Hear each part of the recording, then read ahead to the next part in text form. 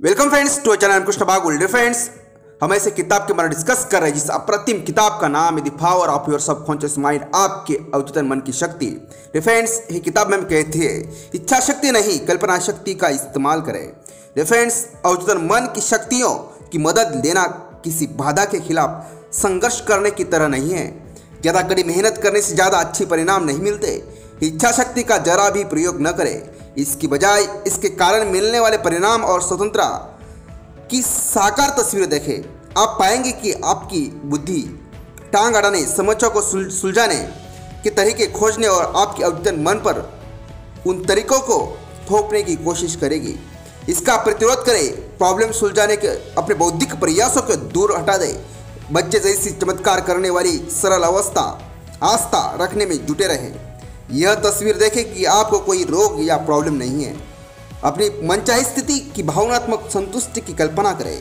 इस प्रक्रिया से सारी जटिलताएं हटा दें। सरल तरीका सबसे अच्छा होता है, बेहतरीन होता है। फ्रेंड्स, अनुशासित कल्पना कैसे चमत्कार करती है? जैसे कि अपने अवचेतन मन से प्रतिक्रिया पाने का अद्भुत तरीका अनुशासित या वैज्ञानिक कल्पना शक्ति का प्रयोग करना है।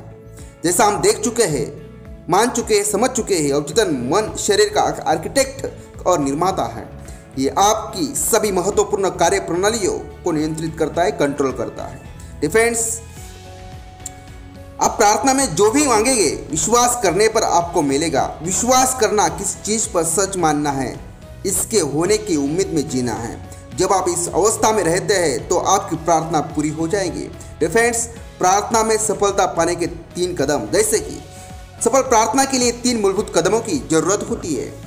फ्रेंड्स, प्रॉब्लम को स्वीकार करे या माने, प्रॉब्लम को अवचेतन मन के हवाले कर दे। सिर्फ वही इसे सुलझाने का सबसे प्रभावी समाधान जानता है। फ्रेंड्स, गहन विश्वास की शांत अनुभूति रखे कि यह काम हो चुका है। झिझक और शंका आपकी प्रार्थनाओं को सिर्फ कमजोर करती है। खुद से यह न कहे काश मैं ठीक हो जाता, या मुझे उम्मीद है ये कारगर होगा। जो काम होना है उसके बारे में आपकी भावना से ही परिणाम तय होता है। मान ले कि आपको सामंजस्य अवश्य मिलेगा, मान ले कि आपको सेहत अवश्य मिलेगी। अवचेतन मन की असीमित उपचारक शक्ति का जरिया बनकर आप प्रभावी बनते हैं। सेहत के विचार को अवचेतन मन तक पूरे विश्वास के साथ पहुंचाए, फिर आराम से बैठ जाए, खुद को इसकी शक्ति के भरोसे छोड़ दे। हर स्थिति और परिस्थिति में ये कहे यह भी गुजर जाएगा। आराम और विश्वास के साथ आप अवचेतन मन के विचार भरते हैं। इससे विचार के पीछे की गतिमान ऊर्जा की क्रियाशील होने और विचार को साकार करने की सामर्थ्य मिलती है। फ्रेंड्स, आपको प्रार्थना के विपरीत परिणाम क्यों मिल सकते हैं? फ्रेंड्स, प्राइम क्रोए मशहूर फ्रांसीसी मनोवैज्ञानिक हैं जिनके अमेरिका में बहुत से प्रशंसक हैं। उन्होंने एक महत्वपूर्ण बात कही थी, जब आपकी इच्छाओं और कल्पनाओं में संघर्ष होगा। फ्रेंड्स, ध्यान से सुने, जब आपकी इच्छाओं और कल्पनाओं से संघर्ष होगा तो हर बार आपकी कल्पना की जीत होगी। वे इसे विपरीत प्रयास का नियम कहते हैं। मान ले आपसे जमीन पर रखे एक संकरे पटिए पर चलने को कहा जाए, आप बिना कोई सवाल किए ऐसा आसानी से कर लेंगे। लेकिन मान ले आप पटिया 20 फुट ऊंची 2 दीवारों के बीच रखा हो, क्या आप उस पर चलेंगे? क्या आप ऐसा कर पाएंगे? फ्रेंड्स, बिल्कुल नहीं। क्योंकि दोस्तों, फ्रेंड्स, यहाँ के विश्वास का नियम काम करता है। शायद नहीं, पटियों को पार करने की आपकी इच्छा आपकी कल्पना से संघर्ष करेगी। आप कल्पना करने लगेंगे कि आप पटिया पर लड़खड़ा गिर रहे हैं और उतनी ऊंचाई से जमीन पर गिर रहे हैं। हो सकता है पटिया पर चलने का आपका बहुत मन हो, लेकिन गिरने का डर आपको रोक देगा। आप अपनी कल्पना पर विजय हासिल करने या इस दबाने की जितनी कोशिश करेंगे, गिरने का विचार उतना ही मजबूत होगा। फ्रेंड्स, हम अपनी असफलता से घबराने के लिए इच्छा शक्ति का प्रयोग क्यों करें? फ्रेंड्स, विचार को प्रबल बनाता है। मानसिक प्रयास अक्सर आत्म पराजय की ओर ले जाता है और चाहे गए परिणाम के विपरीत परिणाम उत्पन्न कर देता है। फ्रेंड्स, इच्छा शक्ति लगाने पर ध्यान केंद्रित करना, इस बात पर जोर देना है कि आप में शक्ति की कमी है। यह तो इस तरह का फैसला करना है कि आप हरे हिपोपोटामस के बारे में बिल्कुल नहीं सोचेंगे। इस निर्णय से हरा हिपोपोटामस आपके दिमाग पर हावी हो जाता है और अवचेतन हमेशा सबसे प्रबल विचार या प्रतिक्रिया करता है। आपका अवचेतन मन सबकॉन्शियस माइंड दो विरोधी विचारों में से अधिक प्रबल विचार को स्वीकार कर लेगा। शायद आप ये सोच रहे हो, फ्रेंड्स, मैं सेहत चाहता हूँ, मुझे एक क्यों नहीं मिलती है।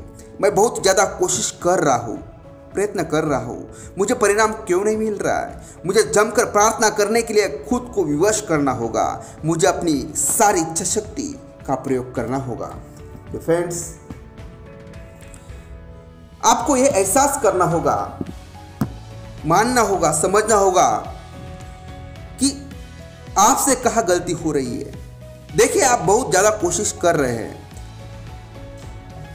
कभी भी अपने अवचेतन मन को मजबूर करने की कोशिश न करें। कभी भी अपनी इच्छा शक्ति द्वारा उससे अपना विचार स्वीकृति करवाने की कोशिश न करें। इस तरह की कोशिश का नाकामयाब होना तय है।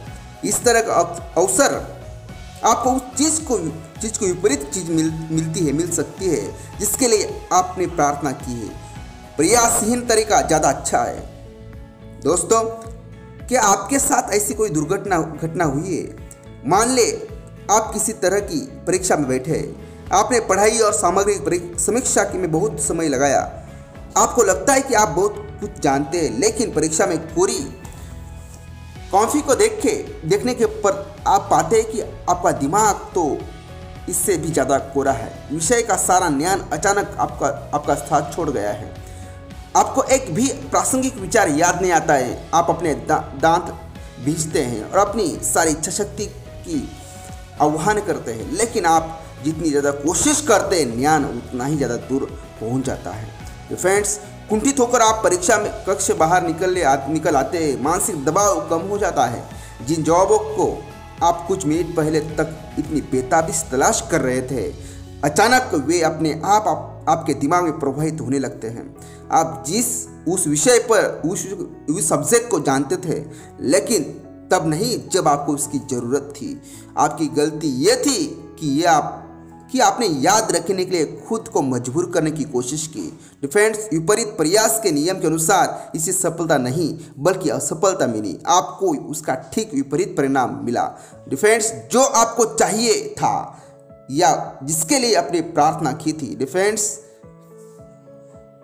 दोस्तों, इसलिए हमें हमेशा पॉजिटिव रहना है, पॉजिटिव थिंक करना है, जिंदगी में आगे बढ़ते रहना है। So friends, thank you very much. Thank you.